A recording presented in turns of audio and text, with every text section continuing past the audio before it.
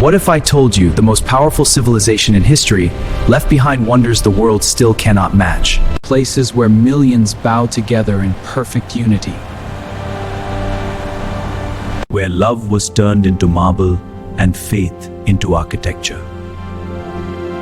7 wonders of the Muslim world. What if I told you that some of the most breathtaking wonders on earth were built not just with stone and skill, but with faith?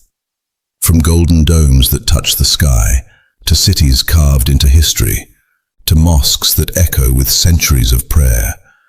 These are not just buildings.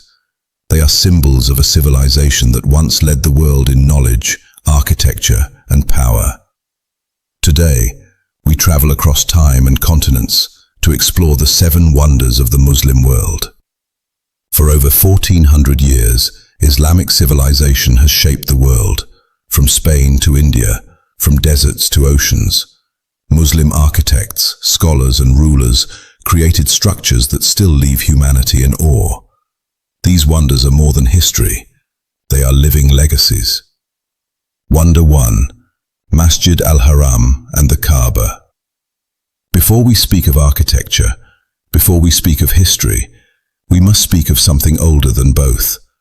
We must speak of the sacred. There are places on this earth that carry weight, not the weight of stone or iron, but the weight of meaning, the weight of billions of prayers whispered in 1,000 languages across 1,000 years, all directed at a single point. That point is here. This is the Kaaba, a simple cube of stone, roughly 15 meters tall, roughly 12 meters wide. By the standards of the world's greatest buildings, it is small. And yet, no building on earth carries more meaning. Muslims around the world face this exact direction 5 times every single day when they pray. From New York to Nairobi, from Jakarta to Johannesburg, from the frozen north of Canada to the humid coastlines of Malaysia. Every Muslim on this planet turns their heart and their face toward this single point. More than 1.8 billion people, all unified, all connected, all pointing home. It is the greatest act of synchronized devotion in the history of humanity. The Kaaba does not stand alone. It sits at the heart of the largest mosque ever built, Masjid al-Haram, the Grand Mosque of Makkah.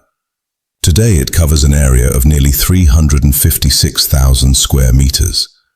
During the Hajj season, it holds over 4 million worshippers at a single time. Its minarets rise high into the Saudi sky. It is a city within a city, a world within a world. But size alone does not explain its power. To understand Masjid al-Haram, you must understand what it means to arrive here. For most Muslims, the journey to Makkah is a lifetime dream. Some save for decades. Some travel from the farthest corners of the globe, enduring weeks of travel for just a few precious days of presence. And when they finally see the Kaaba for the very first time, that ancient black cube standing quietly at the heart of the world, many of them weep. Not from sadness, from arrival, from the overwhelming feeling that after a lifetime of turning toward this place in prayer, they are finally here. According to Islamic tradition, the origins of the Kaaba stretch back to the very beginning. It was here that the Prophet Ibrahim and his son Ismail built the first house of worship. A simple structure, oriented toward the heavens, as a place for all of humanity to come and remember their Creator. For over 4,000 years, people have been coming to this valley. They came before Islam. They came during the time of the Prophet Muhammad, sallallahu alaihi wasallam, who purified the Kaaba and restored it to its original purpose. And they have come every single year since, without a single exception, for over 14 centuries. The Hajj, the annual pilgrimage, is one of the 5 pillars of Islam. Every Muslim who is physically and financially able is required to make this journey at least once in their lifetime. During the final days of the Islamic lunar calendar, up to 3 million pilgrims gather here at the same moment, from every nation, every race, every language, every background on earth. They wear the same simple white garments. They perform the same rituals. They stand together on the plain of Arafat and raise their hands to the same sky. No presidents, no kings, no rich, no poor.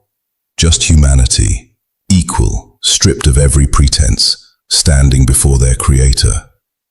And at the center of it all, unchanged, unmoved, and eternal, the Kaaba, a simple black cube, the heartbeat of a civilization. Wonder 2. Al-Masjid an-Nabawi. If Makkah is the heart of Islam, then Medina is its soul.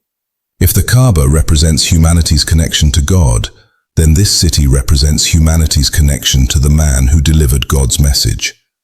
This is Al-Masjid an-Nabawi, the Prophet's Mosque, and beneath its famous green dome rests the Prophet Muhammad ﷺ himself. There is a quality to Medina that visitors consistently struggle to describe. It is not the same electric, overwhelming energy of Makkah. It is something quieter, softer, warmer. People who visit speak of a peace they have never felt anywhere else on earth, a stillness that settles into the chest and simply refuses to leave. The mosque itself began as something remarkably humble. When the Prophet Muhammad ﷺ arrived in Medina in the year 622 CE, he built the first mosque with his own hands. Palm trunks for pillars, palm leaves for a roof, mud walls, a simple open courtyard under the desert sky. That original structure was roughly 30 meters by 30 meters. Today, Al-Masjid an-Nabawi covers nearly 400,000 square meters. It can accommodate over 1 million worshippers at a single time, but the numbers are not the point. The point is what happened in that original small mosque 14 centuries ago. It was here that the Prophet ﷺ taught his companions. Here that the early Muslim community gathered, prayed, learned, and grew. Here that the foundations of an entire civilization were laid, not in stone, but in wisdom, in brotherhood, and in faith. And within its walls lies a place of extraordinary spiritual significance, the Rauda. The Prophet Muhammad ﷺ said, "Between my house and my pulpit is a garden from the gardens of paradise." People travel from every corner of the world just to stand in that garden, just to breathe that air, just to whisper their greeting of peace to the Prophet ﷺ, who gave everything so that humanity could find its way. There is no building in the world that is visited with more love, not with awe alone, not with curiosity alone, but with deep, personal, unshakable love. That is what makes Al-Masjid an-Nabawi not just a wonder of architecture, but a wonder of the human heart. Wonder 3. The Dome of the Rock. Jerusalem is one of the oldest cities on earth. It has been holy to 3 faiths for thousands of years. It has been conquered and liberated, built and rebuilt, wept over and celebrated more times than any other city in human history. And standing at the highest point of this ancient city, above the chaos and the centuries, gleams one of the most recognizable structures ever built by human hands, the Dome of the Rock. Completed in 691 CE, the Dome of the Rock is among the oldest surviving examples of Islamic architecture in the world. It was built just 60 years after the death of the Prophet Muhammad ﷺ, in an era when the new Islamic civilization was still discovering what it was capable of creating. And what it created was astonishing. The dome rises over 35 meters from the ground. Its exterior is covered in stunning mosaics, deep blues, rich greens, flowing gold, with Quranic calligraphy winding around the structure like a divine sentence that never ends. And above all of this sits the dome itself, gleaming gold, catching the Jerusalem sun and throwing it back at the sky like a declaration. I am here. I have always been here. I will always be here. But what makes the Dome of the Rock truly extraordinary is not its beauty. It is what it marks. Beneath the dome lies a bare rock, and this rock sits at the intersection of some of the most profound spiritual history in the world. It is the place where, according to Islamic tradition, the Prophet Muhammad ﷺ began his miraculous night journey. The Isra wal Miraj, ascending through the heavens, meeting the prophets who came before him, and standing in the presence of God himself. The night journey is described in the Quran itself. It is one of the central miracles of the Prophet's life, and it happened here, on this rock, in this city, under this sky. The dome of the rock was built to honor that moment, and for over 1300 years, it has done exactly that. It was a statement to the world that this new civilization had arrived, that it was not primitive, not barbaric, not a passing wave. It was a force of culture, of beauty, and of faith. And the dome of the rock, golden, proud, and eternal above the Jerusalem skyline, said all of that without speaking a single word. Wonder 4. The Alhambra. There is a story they tell in Granada. They say that on the night the last Muslim king of Spain was forced to leave the Alhambra forever, he stopped at a mountain pass and turned to look back at the palace he was surrendering, and he wept. That mountain pass is still called El Suspiro del Moro, the sigh of the Moor, to this day. If you have ever stood inside the Alhambra, you understand why a man would weep at losing it. The Alhambra is not just a palace, it is not just a fortress. It is a complete world, an entire philosophy of beauty, spirituality, and civilization, made physical and permanent in stone and water and light. Built during the 13th and 14th centuries by the last Muslim dynasty in Spain, the Alhambra represents the final, extraordinary flowering of 8 centuries of Islamic civilization on the Iberian Peninsula. That civilization, known as Al-Andalus, was one of the greatest experiments in human history. At its peak, Muslim Spain was a place where Muslims, Christians, and Jews lived, worked, studied, and created together. The great libraries of Córdoba held over 400,000 books at a time when most of Europe had never seen a printed page. The Alhambra is the physical legacy of that world. Step through its gates and time does something strange. It slows. The noise of the modern world falls away, and you find yourself in a series of courtyards, halls, and gardens that seem designed not just to impress, but to transport. The walls are covered in geometric patterns, mathematically precise, infinitely repeating, never tiring the eye. Woven through these patterns, carved in elegant Arabic calligraphy, is a single phrase, repeated hundreds of times throughout the palace. Wala ghalib illa Allah. There is no victor but God. Water flows through the Alhambra in channels and fountains and pools. In the desert traditions from which Islamic architecture emerged, water was life. To bring water into a palace, to make it sing and sparkle and cool the air, was the ultimate luxury, the ultimate statement of refinement. The Alhambra was surrendered to the Spanish crown in 1492. An era ended. But the Alhambra remained. Today it is the most visited monument in all of Spain, and virtually every single person who walks through its halls leaves in silence, slightly changed, struggling to articulate what they have just experienced. Because the Alhambra does not just show you beauty, it makes you feel for a brief and extraordinary moment that beauty is the point of everything. Wonder 5.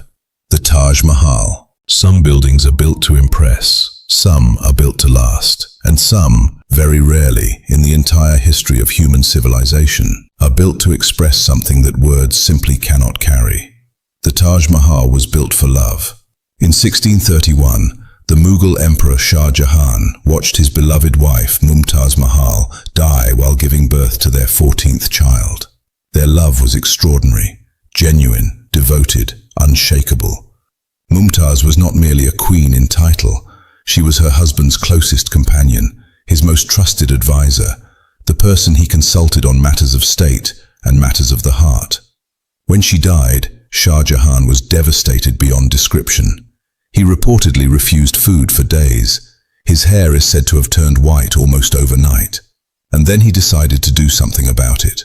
He would build her a tomb unlike anything the world had ever seen. A structure so beautiful that it would make grief itself beautiful, something that would outlast empires, outlast dynasties, outlast the very language in which he whispered his sorrow. He would build her eternity. 20,000 workers labored for over 20 years. Master craftsmen were brought from Persia, the Ottoman Empire, and Central Asia. Precious stones, jade, crystal, turquoise, lapis lazuli, amethyst, were sourced from across Asia and inlaid into white marble in patterns of breathtaking intricacy. The result was completed in 1653, and it was perfect.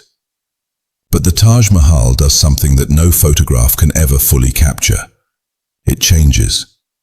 At dawn, it glows the softest pink, like something between a blush and a cloud. As the sun rises, it becomes blinding white.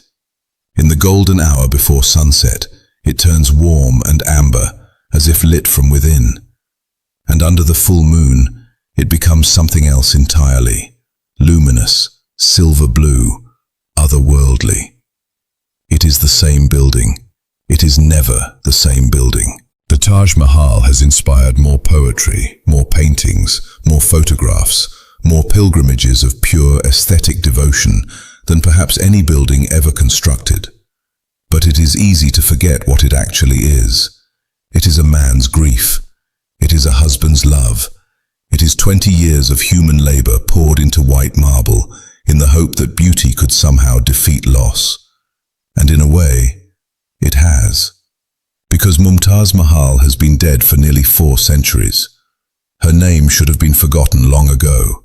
Instead, because of this one extraordinary act of love and faith, the world still whispers her name. Wonder 6. The Blue Mosque. For 1,000 years, Constantinople was the greatest city in the world, and then the Ottomans arrived and transformed it into something even greater. The Sultan Ahmed Mosque, built between 1609 and 1616, is perhaps the greatest single monument of that transformation. From the outside, it is immediately extraordinary. 6 minarets rise from its corners, a number so ambitious that at the time it was considered almost scandalous. The domes cascade downward from the great central dome in a symphony of engineering that appears effortless from the outside, even as it represents some of the most sophisticated construction techniques of the 17th century.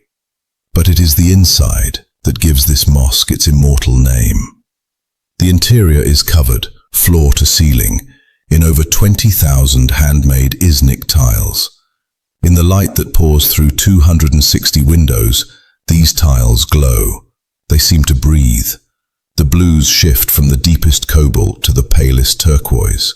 Floral patterns, tulips, carnations, hyacinths, cover every surface like a garden brought indoors and suspended in time. And above, the great dome floats overhead, painted in intricate arabesque patterns, pierced by windows that fill the space below with a diffused heavenly light. To stand inside the Blue Mosque is to understand something that the great Ottoman architects knew deeply, that a mosque is not just a building for prayer. It is an environment designed to prepare the soul for prayer. Every element, the color, the light, the proportion, the silence, works together to create a state of presence that simply does not exist anywhere else. The call to prayer sounds 5 times a day from those 6 minarets, and 5 times a day, for over 400 years, the doors have opened, the faithful have entered, and this extraordinary space has done what it was built to do. It has made people feel, for a moment, that they are standing somewhere between earth and heaven. Wonder 7. The Great Mosque of Samarra. We have saved the most unusual wonder for last, because this final wonder does not look like a mosque. It does not look like a palace. It does not look like anything you have likely ever seen before. It looks like a vision from a dream. This is the Malwiya minaret of the Great Mosque of Samarra, and it is one of the most singular architectural achievements in the entire history of human civilization. Built in 851 CE, during the golden age of the Abbasid Caliphate, the Great Mosque of Samarra was, at the time of its construction, the largest mosque in the world. But it is not the mosque itself that the world remembers. It is the minaret. Rising 52 meters above the flat Iraqi plain, the Malwiya, meaning spiral in Arabic, winds upward in a continuous helix, growing narrower with each revolution until it reaches a small tower at the top. A ramp, wide enough to ride a horse, circles the entire structure, allowing the muezzin to ascend and call the faithful to prayer. It is an image almost impossible to reconcile with the conventional idea of Islamic architecture, and yet it is entirely, authentically, powerfully Islamic, born from the same civilization and the same faith that built every other wonder on this list. It is simply proof that Islamic civilization was never predictable, never content to repeat the same forms over and over. It was always searching, always experimenting, always asking, what else is possible? The Abbasid era that built this minaret was one of the most intellectually explosive periods in human history. Baghdad, not far from Samarra, was then the largest city in the world and the greatest center of knowledge. Muslim mathematicians were developing algebra. Muslim astronomers were mapping the stars. Muslim doctors were performing surgeries that would not be seen in Europe for another 5 centuries. This was the world that built the spiral minaret of Samarra, a world that was not afraid of new ideas, a world that understood that faith and knowledge are not enemies, a world that saw the pursuit of beauty and excellence as acts of worship in themselves. The great mosque of Samarra was damaged by conflict and worn by centuries of time, but the Malwiya stands, alone on its plain, spiraling upward, refusing to disappear. Epilogue. 7 wonders, 7 places, 7 moments where human faith, human creativity, and human ambition combined to produce something that transcended all 3. What do they tell us? They tell us that Islamic civilization was never just one thing. It was a vast, breathing, living world, stretching across continents and centuries, that produced desert mystics and urban scholars, conquering armies and peaceful poets, mathematical geniuses and master architects, all united by a single thread, a single belief that the universe has meaning, that existence has purpose, that beauty is not frivolous, it is sacred, and that when you build something in the name of God, you owe it your very best. The Kaaba reminds us that we are equal. The Prophet's mosque reminds us that we are loved. The dome of the rock reminds us that we are connected to something ancient and sacred. The Alhambra reminds us that beauty is a form of truth. The Taj Mahal reminds us that love outlasts loss. The Blue Mosque reminds us that the soul needs nourishment. And the minaret of Samarra reminds us that the greatest civilizations are always the ones willing to spiral upward into the unknown. These wonders are not just monuments. They are not just history. They are proof.